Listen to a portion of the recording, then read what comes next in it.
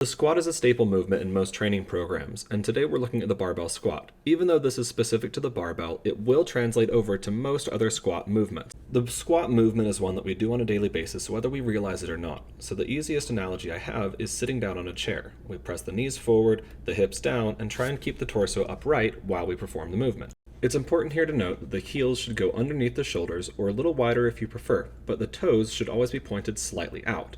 The knees should also follow the same direction as the toes to ensure that we don't have any undue torque in the knees. As a general rule for any squat type movement, knees and toes should always be in line. I have that shown here with a little bit of a different angle where you can see knees and toes are pointed directly towards the camera. If your feet are pointed farther out, then your knees will also have to be pointed farther out. Make sure to brace your core, drive the knees forward and hips down as we perform the squatting motion. It should look something like this. The most common issue that I see is excessive forward lean and the knees not passing the toes. If you have a long femur, your knees will need to pass the toes, and there's nothing wrong with that.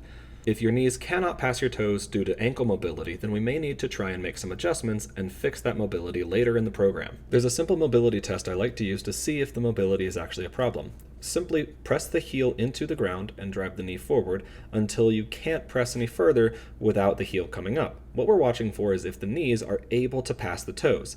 If the knees are not able to pass the toes, then you may have a mobility issue that needs to be corrected. A common fix for this is simply widening the stance. This will simply help your ankles to not have to go nearly as far with their mobility. Another popular and viable solution is putting a couple of weights underneath your heels. This will elevate the heels and allow them a little bit of artificial flexion. This is not a permanent solution and should not be seen as such. This should only be used until the mobility of the ankles gets good enough to not require it. Increasing your mobility of the ankle should be a goal here to make sure that you don't have to use this solution for very long. Another common issue that I see is the knees caving on the way up in this movement. You can see here that after I get to the bottom, my knees cave as I try and press. This is most often an issue of strength in the glutes and can be fixed by strengthening the glutes. Single leg movements, leg presses, and hip abduction machines usually will fix this issue. Alright, let me know if you guys have any questions, and I'll see you guys in the gym.